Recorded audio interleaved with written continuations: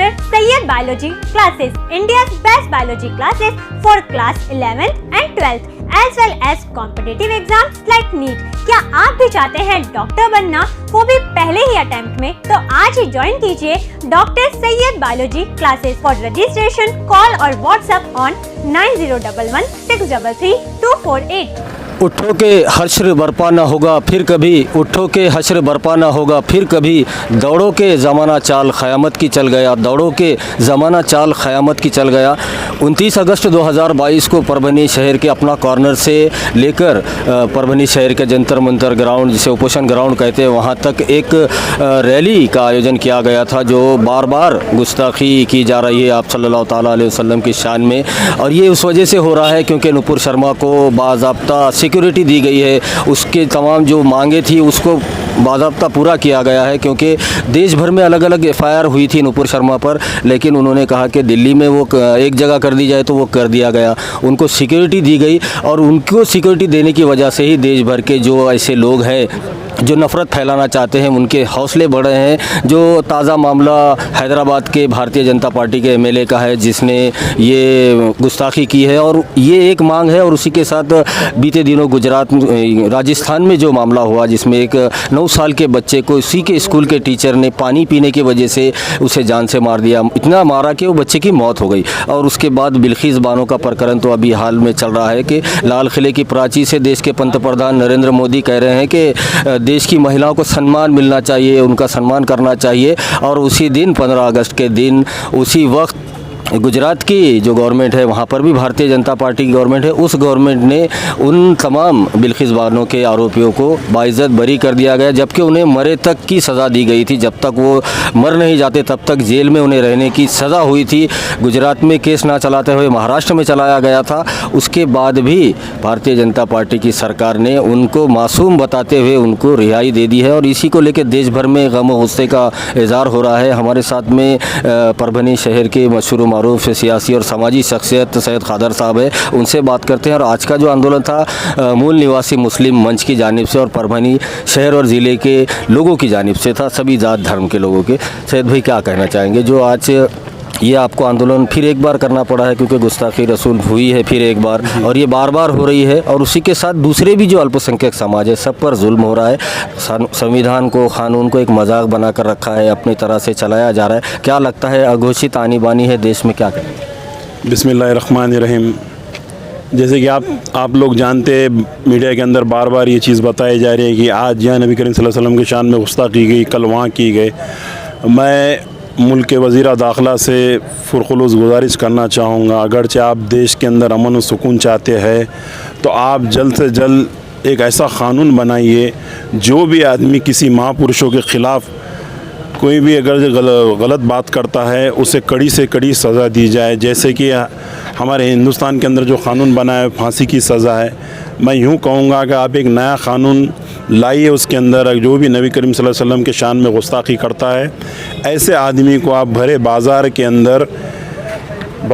के अंदर लाके उसकी गर्दन काट दी जाए। ऐसा कुछ नया क़ानून अगर आप बनाते हैं देश के अंदर, तो ये जो लोग हरकतें कर रहे हैं और देश के अंदर जो दो समाज के लोगों को लड़ाने का काम कर रहे हैं हम, और जंग आज़ादी के अंदर अगर देश हमारा आज़ाद नहीं होता था, देश आज़ाद कराने के पीछे जिन लोगों ने अपनी जान माल की कुर्बानी दी, देश आज़ाद करने के लिए कोई पर्टिकुलर एक समाज ने देश को आज़ाद नहीं कराया।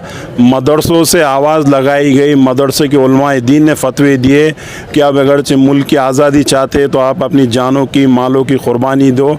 मदरसों से हज़ारों लाखों की तादाद में तलबा ने अपनी जानों की कुर्बानी दी। कश्मीर से लेकर कन्याकुमारी तक हर एक जहाड़ पे मुसलमानों की लाशें टंगी हुई थी, तब जाके इस देश को आज़ादी मिली। नेताजी सुभाष चंद्र बोस, भगत सिंह, सभी लोगों ने इस देश को आज़ाद दिलाने के वास्ते सभी ने अपनी जान की कुर्बानी दी। और शर्मनाक बात है, बहुत ही शर्म के साथ मैं कह रहा हूँ, मुल्क देश की आज़ादी की 75वीं सालगिरह मना रहा था, उसी मौके पर गुजरात के अंदर जो राइट हुए, जिन लोगों को लाइफ की सज़ा लगी हुई थी, उन लोगों को रिहा किया गया।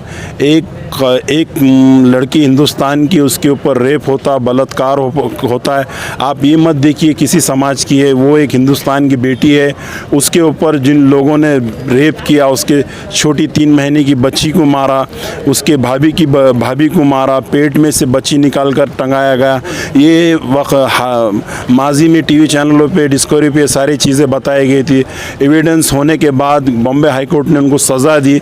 सज़ा देने के बाद आप लोग जब पूरा देश की आज़ादी की मुल्क आज़ाद होने की खुशी मना रहा था, उसी मौके पर आपने इन दरिंदों को रिहा करा। ये देश के वास्ते एक बदनुमा दाग है। अगरचे आप देश में खुशहाली चाहते, अमन व सुकून चाहते, वापस से इन लोगों को लाइए और फांसी की सज़ा दीजिए। और हालिया दिन में राजस्थान के अंदर जो एक बहुत शर्म की बात है, एक मासूम नौनिहाल बच्चे को स्कूल के अंदर वो टीचर का पानी पीता है, उसे दलित समाज का बच्चा उसे पटक के जान चली जाती है। जो लोग भी इस मामले के अंदर दोषी है, मैं हुकूमत से गुजारिश करूंगा कि जो लोगों ने बच्चे की जान ली, आप उनको जल्द से जल्द फांसी पे चढ़ाइए। और आज हमारा जो धरना था, मोर्चा था, हम किसी ज़ात, धर्म और किसी अच्छी सोच के ख़िलाफ़ नहीं थे। हमारी उन जो लोग देश के अंदर गंदी सोच रखते हैं और देश को बर्बाद करना चाहते हैं, उनकी गंदी सोच और उनको हम कभी कामयाब नहीं होने देंगे।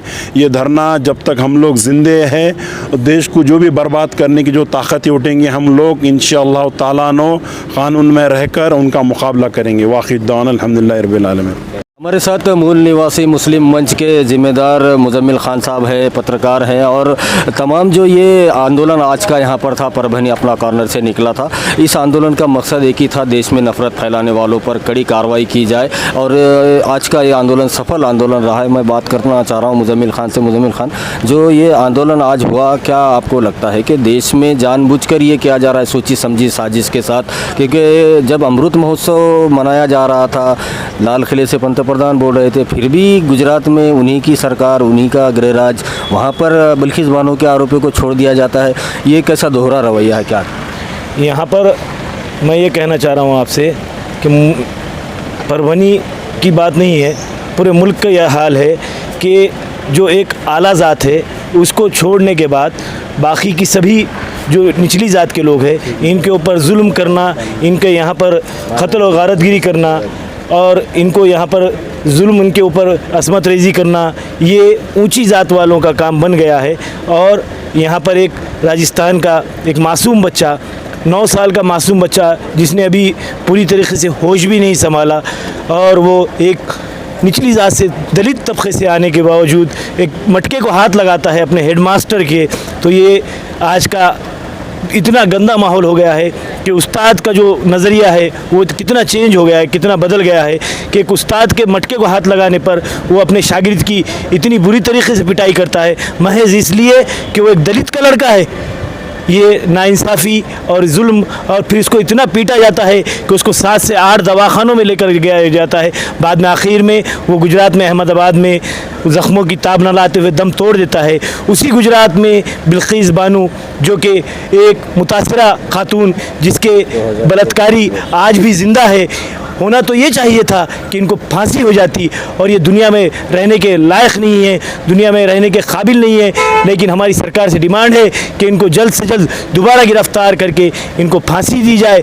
और मैं सबसे अहम और मेन ये बात कहना चाह रहा हूँ कि हुजूर पाक सल्लल्लाहु अलैहि वसल्लम की शान में बार बार आए दिन ये नस्ल हराम के जो गुस्ताखी करने की कोशिश कर रहे हैं, तो मैं ये बता देना चाहता हूँ कि नामूस रिसालत माप सल्लल्लाहु अलैहि वसल्लम की खातिर हर मुसलमान बच्चा अपना गर्दन कटाने के लिए तैयार है, उसके लिए शहादत के लिए तैयार है। तो अब आइंदा ये मेरी हुकूमत को चैलेंज है कि सुन ले, वो इसके ख़िलाफ़ सख्त से सख्त कानून बनाए, वरना अंजाम के ज़िम्मेदार हम नहीं होंगे।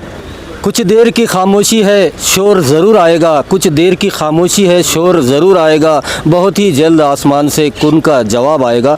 आज 29 अगस्त को परभनी में जो मूल निवासी मुस्लिम मंच के जानिब से आंदोलन किया गया, आंदोलन की जो अहम मांगे थी, जो बार बार नामूस रिसालत सल्लल्लाहु ताला अलैहि वसल्लम की शान में गुस्ताखी की जा रही है, ये इसीलिए हो रहा है क्योंकि जो दोषी है जो गुस्ताखी कर रहे हैं उन पर कार्रवाई नहीं हो रही है, उन्हें सुरक्षा दी जा रही है इस वजह से। और रोज़ाना फेमस होने के लिए कुछ लोग ये बार बार हरकत कर रहे हैं, लेकिन इससे जो गम व गुस्से का इजहार देश भर में हो रहा है और इसी के साथ दुनिया के तमाम मुल्कों में इसका विरोध हो रहा है। भारत की, हमारे मुल्क की छवि ख़राब हो रही है इन गुस्ताखी करने वालों की वजह से। और उसी के साथ दूसरा जो बिल्किस बानो का प्रकरण है, उसमें भी जल्द से जल्द जिनको मरने तक की सज़ा दी गई थी, जब तक वो मर नहीं जाते उन्हें जेल में रहना होगा, ऐसी सज़ा दी गई थी। फिर उनका कैरेक्टर देखकर कैसे उन्हें छोड़ा जा सकता है, जबकि उनकी जो रेयरेस्ट ऑफ द रेयरेस्ट श्रेणी में केस था, उस केस में उन्हें सज़ा हुई थी, फिर उन्हें कैसे छोड़ दिया गया। ये सवाल देश भर से आवाज़ें उठ रही है, पूछ रहे हैं और लोग हैरान हैं।